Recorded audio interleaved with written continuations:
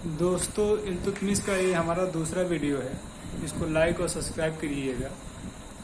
कल हमने आपसे बताया था कि कल सिंहासन रोहड़ चलेगा कि इल्तुतमिश जब सिंहासन प्राप्त करते हैं तो उनके बीच में कितनी कठिनाइयाँ आई थी, उसके बारे में आज का वीडियो है।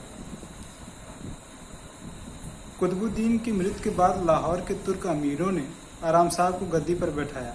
वह एक अयोग्य शासक सिद्ध हुआ। 8 माह के भीतर ही दिल्ली के तुर्क अमीरों ने इल्तुतमिश को आमंत्रित किया। आराम शाह को युद्ध में पराजित कर इल्तुतमिश 1210 ईस्वी में शासक बना। ऐबक के संरक्षकों के नायकों ने इल्तुतमिश का विरोध किया। काजी वजीह उल दीन के नेतृत्व में कुछ विधि ज्ञाताओं ने इल्तुतमिश का इस आधार पर विरोध किया कि वह एक स्वतंत्र मनुष्य नहीं है। उन्होंने अपनी दलील तभी वापस ली जब इल्तुतमिश ने उन्हें अपने मुख पत्र दिखाया।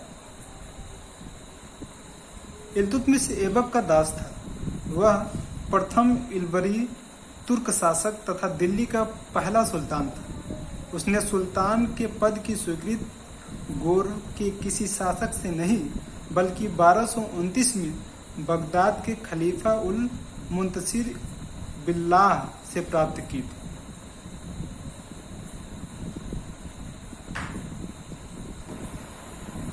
खलीफा ने उसे विशिष्ट अधिकार पत्र तथा सम्मान सूचक वस्त्र, जिसे कहते हैं खिलअत, प्रदान किया।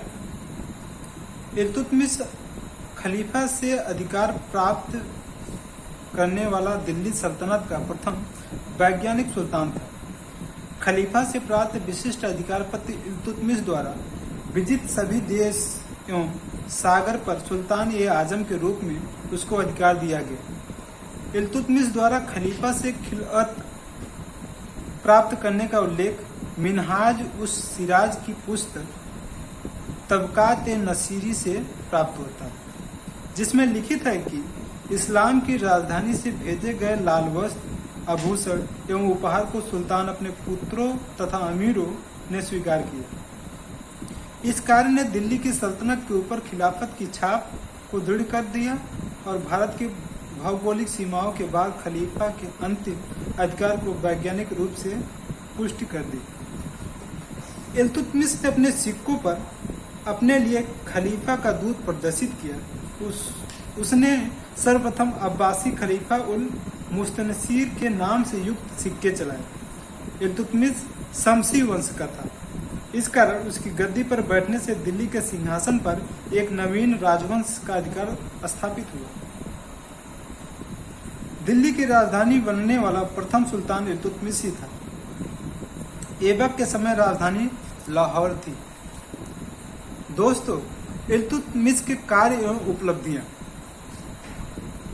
इल्तुतमिश के 26 वर्षीय कार्यकाल को 3 भागों में बांटा जा सकता है। दोस्तों, तीनों भागों में प्रथम चरण होता है 1210 से 1220 ईस्वी तक अपने विरोधियों का दमन किया। द्वितीय चरण है 1221 से 1229 ईस्वी तक उसने मंगोल आक्रमण के खतरे का सामना किया तथा अन्य समस्याओं का निदान किया। तृतीय चरण 1229 से 1236 ईस्वी तक अपनी सत्ता को सुदृढ़ किया। दोस्तों, मेरे चैनल को लाइक और सब्सक्राइब करें। धन्यवाद।